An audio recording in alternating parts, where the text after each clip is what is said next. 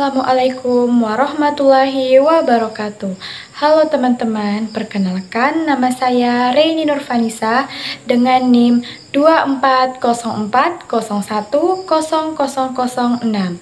Saya dari kelas 1A Program Studi Ekonomi Syariah Institut Agama Islam Negeri Palopo. Assalamualaikum warahmatullahi wabarakatuh. Halo semuanya, perkenalkan nama saya Nurlia Rahmadani dengan NIM 2404010005. Assalamualaikum warahmatullahi wabarakatuh. Perkenalkan nama saya Wiwin, saya dari EKI 1A dengan NIM 2404010003. Di sini saya akan membawakan materi tentang prinsip koperasi syariah dan fungsi dari koperasi syariah. Untuk video penjelasannya bisa ditonton video berikutnya. Kami dari kelompok 3 dengan mata kuliah Aspek Hukum, Ekonomi, dan Keuangan Syariah. Dosen pengampu Dr. Takdir SH MH MKes dengan judul materi Hukum Koperasi Syariah. Nah, teman-teman, tahu nggak sih apa sih koperasi syariah itu? Menurut Kamus Besar Bahasa Indonesia, koperasi adalah perserikatan yang bertujuan memenuhi keperluan para anggotanya dengan cara menjual barang keperluan sehari-hari dengan harga yang murah. Sedangkan syariah adalah syariat. Maka dapat disimpulkan bahwa koperasi syariah adalah suatu perserikatan yang memiliki tujuan untuk memenuhi kebutuhan anggota dengan tidak mengambil keuntungan dan dalam ruang lingkup syariat Islam. Kemudian tujuan koperasi syariah yang pertama, mensejahterakan ekonomi anggotanya sesuai norma dan moral Islam. Yang kedua, menciptakan persaudaraan dan keadilan sesama anggota. Nah, yang pertama itu prinsip koperasi syariah. Yang pertama, meyakinkan bahwa kekayaan adalah amanah Allah. Maksudnya, kekayaan yang diberikan Allah yang diserahkan kepada manusia untuk dikuasai dan dimanfaatkan. Kekayaan yang diperoleh harus dibelanjakan dengan baik dan dipertanggungjawabkan di akhirat. Yang kedua, kebebasan muamalah diberikan kepada manusia. Maksudnya muamalah dalam kegiatan tukar-menukar barang, sesuatu, atau yang memberi manfaat kepada orang lain. Muamalah mengatur hubungan antara dua belah pihak atau lebih secara pribadi dan antar hukum. Tujuannya adalah untuk menciptakan hubungan yang harmonis antara sesama manusia. Yang ketiga itu, manusia merupakan khalifah Allah dan pemakmur bumi. Yang dimaksudkan itu, manusia di atas bumi ini adalah khalifah yang diciptakan oleh Allah dalam rangka untuk beribadah kepadanya. Yang ibadah itu adalah mencapai kesenangan di dunia dan ketenangan di akhirat. Yang keempat, menjunjung tinggi keadilan dan menolak semua bentuk ribawi. Riba sendiri merupakan hal yang diharamkan atau dilarang keras dalam agama Islam karena riba dapat merugikan bagi orang yang berhutang, sedangkan yang dihutangi menjadi kaya raya. Dari riba tersebut tidak memakai konsep etika dan moralitas.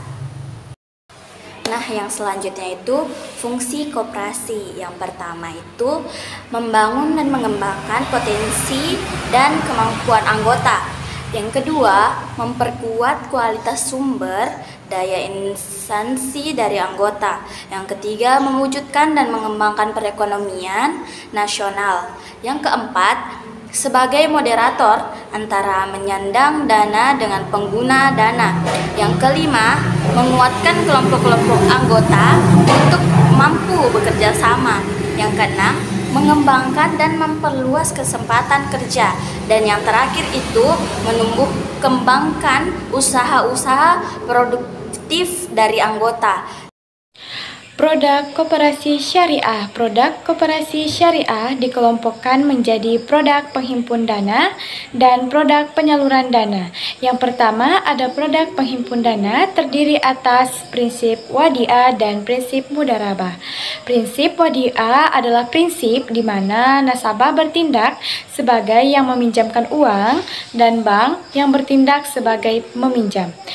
Kemudian ada prinsip mudharabah. Prinsip mudharabah di mana penyimpan bertindak sebagai sahibul mal dan bank bertindak sebagai mudarib. Jika terjadi kerugian, maka bank akan bertanggung jawab atas kerugian yang telah terjadi. Yang kedua ada produk penyaluran dana, di mana produk penyaluran dana ini terdiri atas yang pertama prinsip jual beli. Mekanisme jual beli adalah upaya yang dilakukan untuk transfer of property dan tingkat keuntungan koperasi ditentukan di depan dan menjadi harga jual barang. Yang kedua ada prinsip ijarah. Transaksi ijarah dilandasi dengan adanya permodalan manfaat. Yang ketiga ada prinsip syirkah. Prinsip syirkah dengan pola kemitraan untuk produk pembiayaan di bank syirkah dioperasionalkan dengan pola musyarakah dan mudarat. Perbedaan koperasi syariah dan koperasi konvensional. Yang pertama terletak pada sistem bunga. Pada koperasi konvensional terdapat sistem bunga yang diberikan kepada nasabahnya, sedangkan dalam koperasi syariah menerapkan sistem bagi hasil sebagai salah satu keuntungan. Yang kedua ada sebagai lembaga zakat. Koperasi konvensional biasanya tidak menjadi tempat penyalur zakat, sedangkan koperasi syariah menyediakan layanan penyalur zakat. Yang ketiga terletak pada sisi pengawasan. Pada koperasi konvensional berfokus pada pengawasan kinerja pengelolaan koperasi saja, sedangkan koperasi syariah berfokus pada pengawasan dan kejujuran di internal koperasi. Yang keempat dan yang terakhir ada penyaluran produk. Koperasi konvensional biasanya memberlakukan sistem kredit atau meminjam produk bagi para nasabahnya. Sementara koperasi syariah tidak memberlakukan sistem kredit pada uang atau barang-barangnya, tetapi dijual secara tunai dan tidak menerapkan bunga.